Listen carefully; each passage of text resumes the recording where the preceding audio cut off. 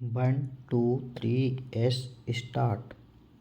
सभापति जी, अब मैं आपसे चौथा प्रश्न करना चाहता हूँ जो ऊर्जा विभाग के संबंध में है, और वह यह है कि मेरे क्षेत्र में अमरपाटन विद्युत सहकारी समिति मर्यादित का विलीनीकरण मध्य प्रदेश पूर्व क्षेत्र विद्युत वितरण कंपनी में कर दिया गया है और संभागीय कार्यालय अन्यत्र दूर कर दिया है। मैं चाहता हूँ कि संभाग कार्यालय स्थानीय जगह पर स्थापित किया जाए ताकि जनता को छोटी मोटी तकलीफ के लिए दूर तक ना जाना पड़े। कृपया मेरा निवेदन स्वीकार करना चाहेंगे। सभापति महोदय, ऐसा प्रतीत होता है कि आज बिजली जीवन उपयोगी अनिवार्य आवश्यकता होती जा रही है। इस परिस्थिति में आने वाली छोटी छोटी बिजली से संबंधित अनेक समस्याओं के निराकरण के लिए क्षेत्रीय जनता को 100 किलोमीटर यात्रा करनी पड़ती है। अभी प्रदेश में जिन समितियों को समाप्त किया गया है, उनकी जगह संभाग पर गठन किया है। आम जनता द्वारा विद्युत संभाग जिला स्तर पर गठित करने की मांग की जा रही है। मेरे मत के अनुसार यह मांग यथोचित और न्यायसंगत प्रतीत हो रही है, इसलिए मान्य कर लिया जाना चाहिए।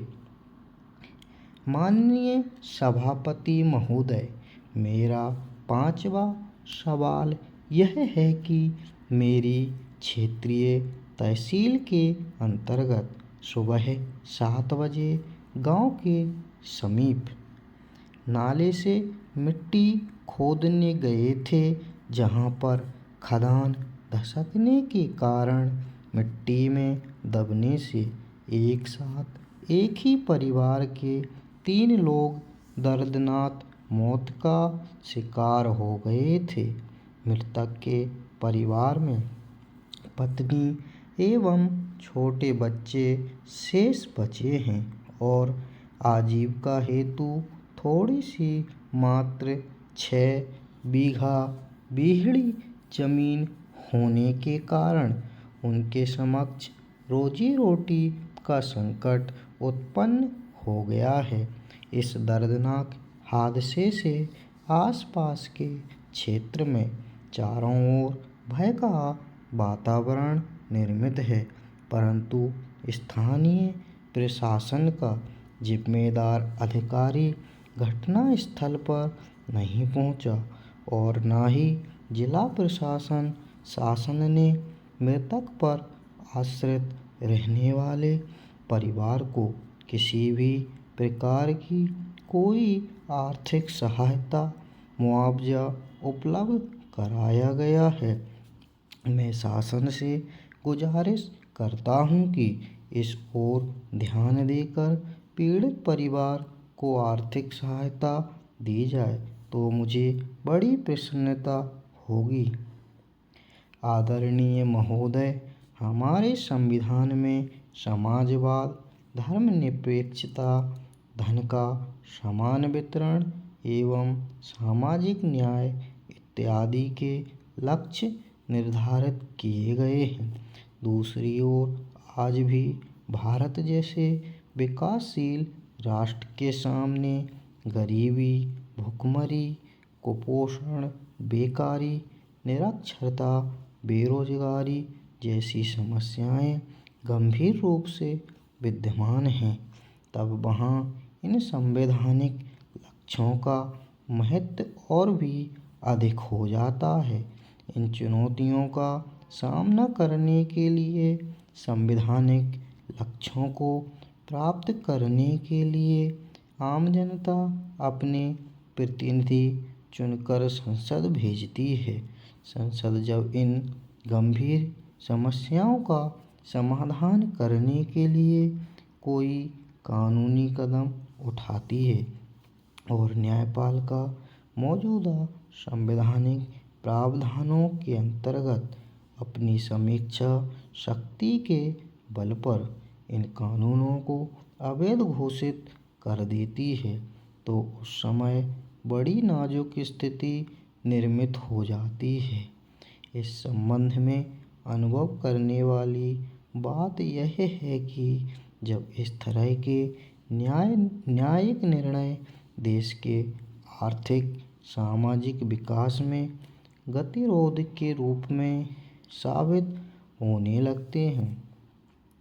हमारे देश की लोकतांत्रिक शासन व्यवस्था में जन निर्वाचित निकाय संसद एवं विधानमंडल जन इच्छाओं को प्रतिबिंबित कर रहे हैं एवं जनमत तथा जनादेश के प्रति वचनबद्ध भी होते हैं।